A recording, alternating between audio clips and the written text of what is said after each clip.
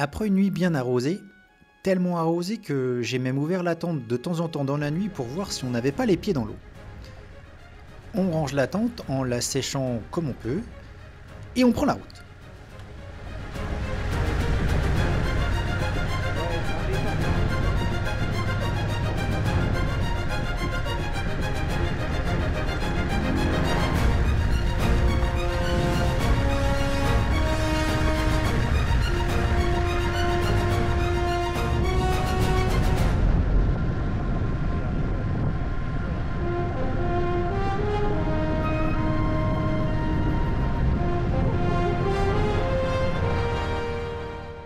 La piste conserve encore les stigmates de la pluie de la nuit, ce qui nous fait slalomer entre les flaques. Enfin, quand on peut.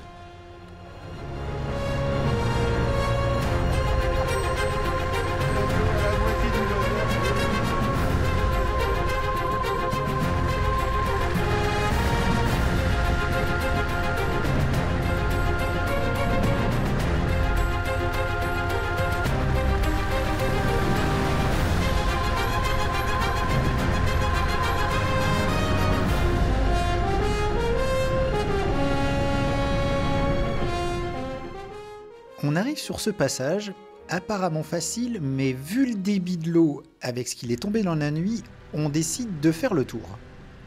Ah oui, il y a un petit pont plus loin.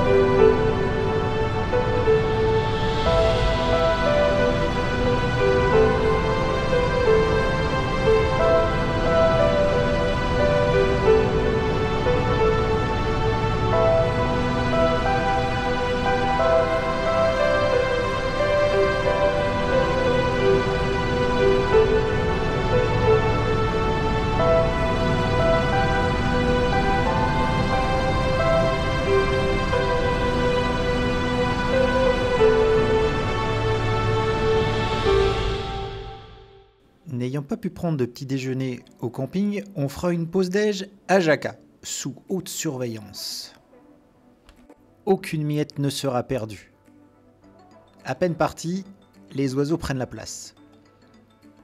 Le ventre plein, on va se dégourdir un peu les pattes au centre-ville de Jaca.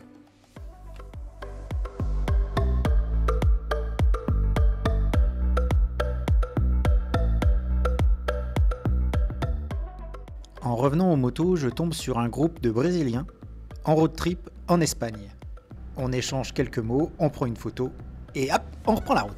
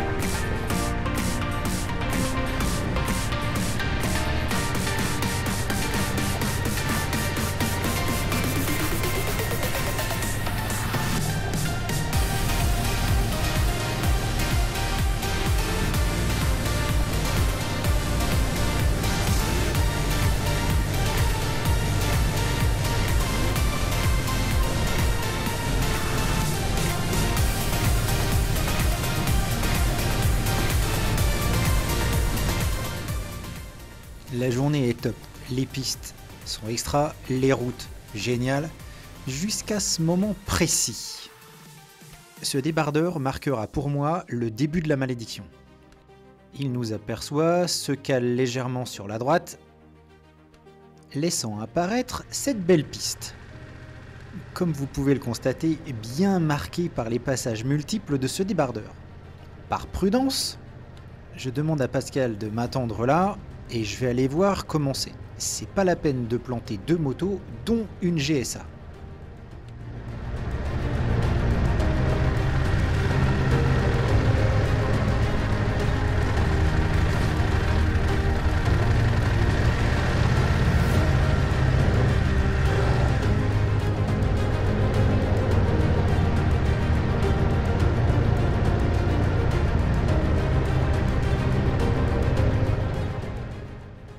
Ça monte, ça colle, ça glisse. Là, je commence à me dire, avec la GSA chargée, ça va être compliqué.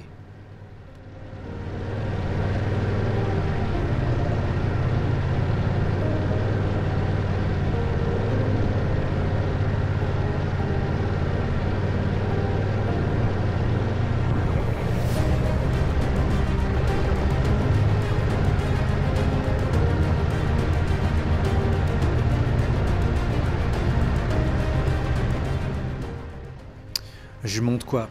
300 mètres? Peut-être un peu plus. Je me rends compte que je suis pas encore à la moitié de ce qu'on doit monter. Et cette montée est vraiment éprouvante pour maintenir la machine. S'il faut monter les 2 motos ou qu'on coince là au milieu, il va falloir faire une vraie pause au-dessus. Quand d'un seul coup, mon GPS me dit hors route. Non, c'est pas vrai. Jette un coup d'œil à droite et ouais, j'aperçois une piste en bas. C'est celle-là qu'il fallait prendre. Les boules. Et là je me dis, si ça se trouve le débardeur s'est mis juste devant, c'est pour ça que je l'ai pas vu. Je m'arrête, un peu essoufflé j'avoue.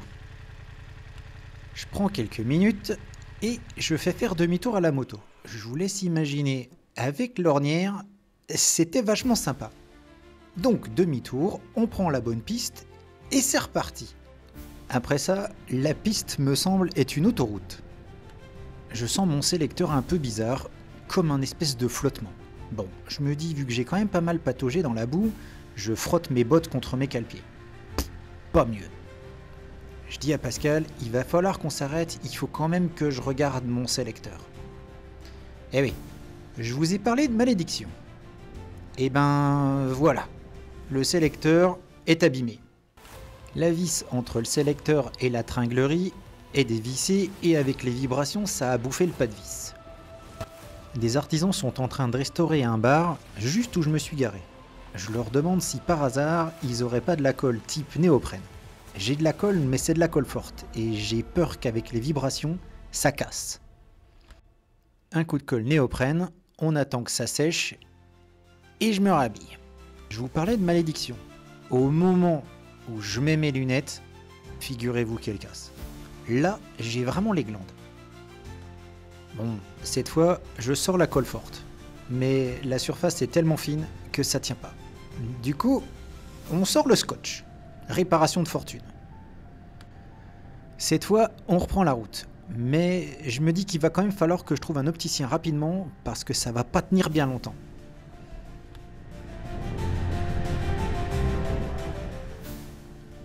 Je m'adapte à cette nouvelle vision parce que la réparation c'est quand même pas optimal, les verres sont pas alignés, et je vérifie régulièrement mon sélecteur.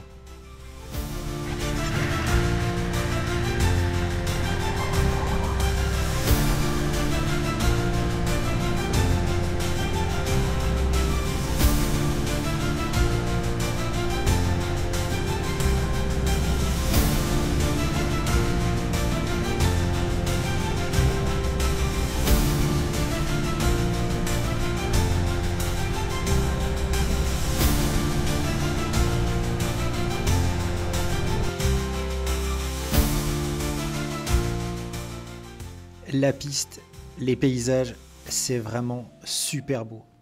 Comme si, d'un seul coup, le sort disait « Ah, on a peut-être été un petit peu fort avec toi ».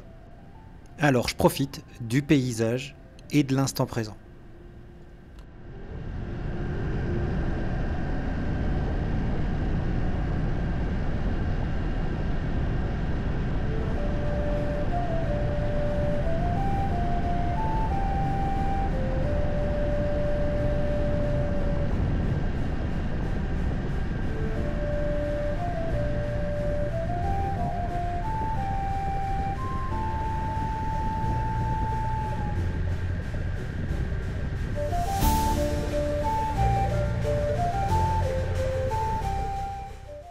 Après les vaches, on croisera des chevaux.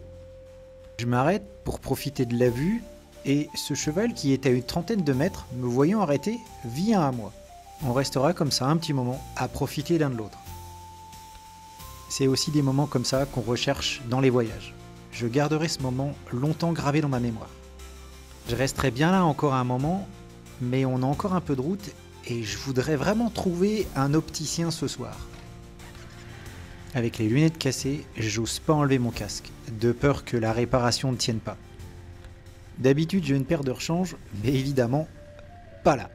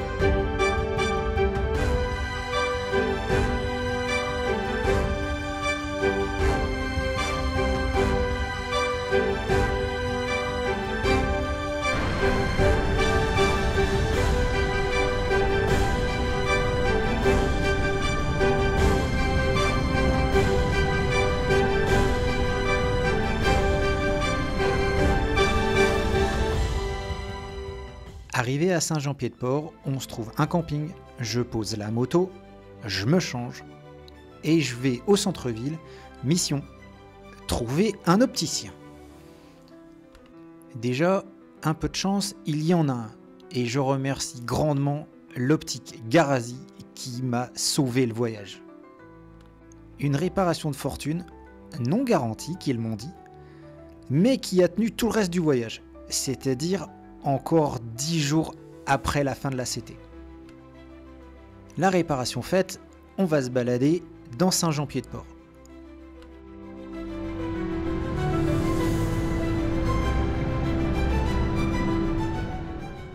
Le lendemain matin, on reprend la route pour la centaine de kilomètres qui restent, direction Saint-Sébastien.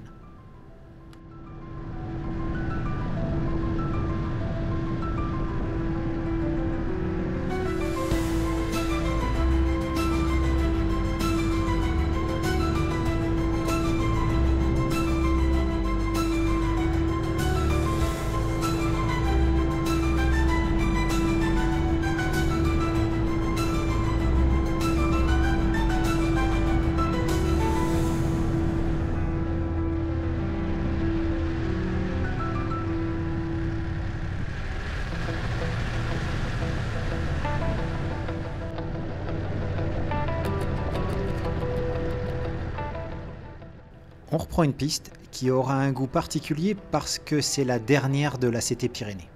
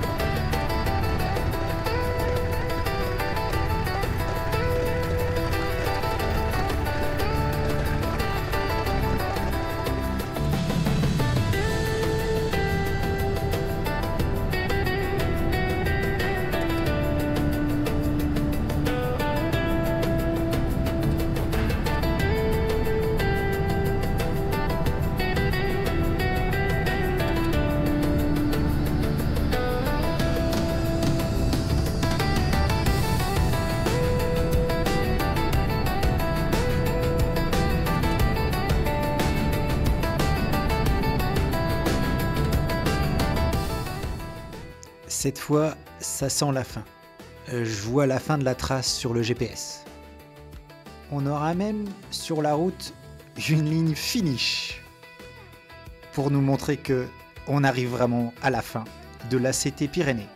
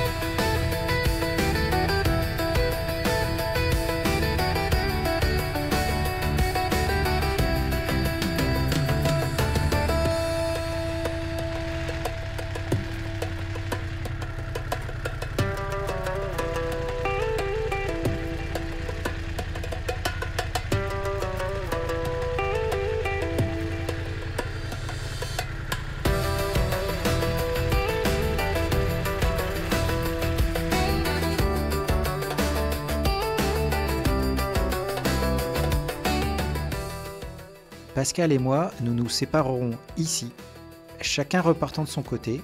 Pour moi, ce sera direction Pampelune, avec pour objectif un retour par le TET.